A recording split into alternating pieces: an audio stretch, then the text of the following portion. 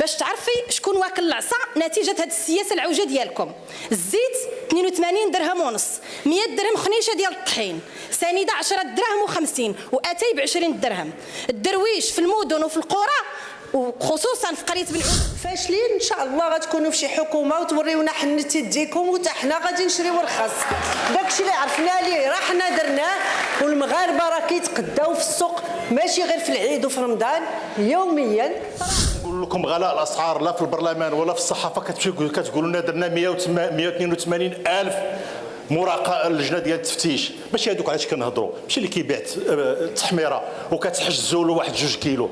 كنهضروا على الناس اللي استافدوا من الدعم بالملايير، وكاين شبهات وكاين قرائن ضد هاد الناس. حنا اليوم بغينا هاد الناس يتكشفوا، والبرلمان ما بغاش يدير. عطيونا حنا بغينا السميات ديالهم. حنا عملنا هذا الشيء، عملنا الاجراءات لان ما تكلمتوش على، عملنا اجراءات باش الاسعار تنخفض بكل شفافيه. الارقام كاينه عطيناها ملي فشلتم فشلا ذريعا في هذه الاجراءات. بغيت ننقل لك اثمنه بعض المواد الاساسيه في قريه بن عوده سوق اربعاء الغرب باش تعرفي شكون واكل العصا نتيجه هذه السياسه العوجه ديالكم.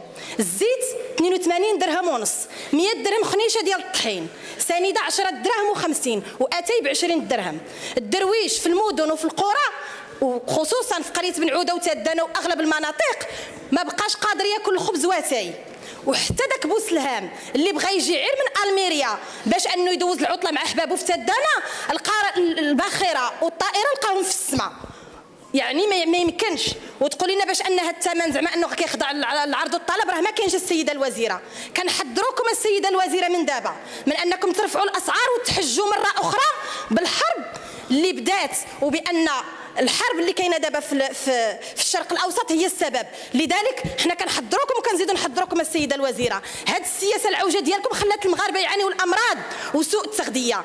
السيده الوزيره واش عارفه ان الخضر والفواكه دارت القرون اللحم 100 درهم، الكرموس 35 درهم، المشماش 20 درهم، وحتى العدس 37 درهم. شكرا. ومكملينها بشعار المغرب. شكرا السيده النائبه، انتهى الوقت.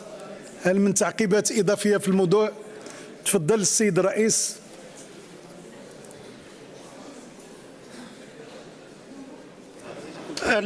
بتركيز وعجاله وبعيد على كل مزايده، المضاربين راهما اللي دايرين مشكل كبير بالنسبه لهذا الموضوع نتاع الاسعار تاع الخضار والفواكه.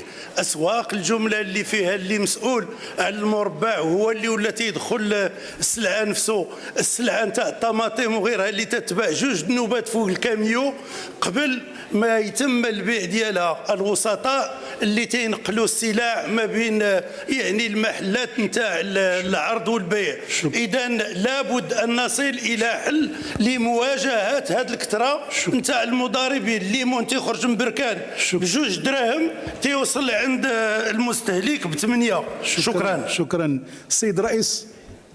السي رشيد حموني. شكرا السيد الرئيس. السيده الوزيره، مع الاسف الغلاء ماشي سببه هي الاوضاع الدوليه ولا هذه الاسطوانه اللي دائما كتعاودوها. ديما كنقولوها هما المضاربين، هو الفساد، هو الاحتكار. 4 سنوات ونحن نصرخ من داخل هذه القبه باش تصدوا لهم. اليوم ملي كنقول لكم غلاء الاسعار لا في البرلمان ولا في الصحافه كتقولوا لنا درنا 182 الف مراقبه اللجنه ديال التفتيش. ماشي هذوك علاش كنهضروا، ماشي اللي كيبيع التحميره وكتحجزوا له 1-2 كيلو. كنهضروا على الناس اللي استافدوا من الدعم بالملايير، وكاين شبهات وكاين قرائن ضد هاد الناس. حنا اليوم بغينا هاد الناس يتكشفوا، والبرلمان ما بغاش يدير شغله. نلتمس من هذا الجلسه الدستوريه من الوكيل العام فتح تحقيق، ونحن راه الاشاره اللي نعطيو المعطيات لكشف هاد الناس اللي داو الملايير ديال الدراهم ديال المغاربه. شكرا سيد الرئيس. هل من تعقيب اضافي في الموضوع؟ الرد السيده الوزيره.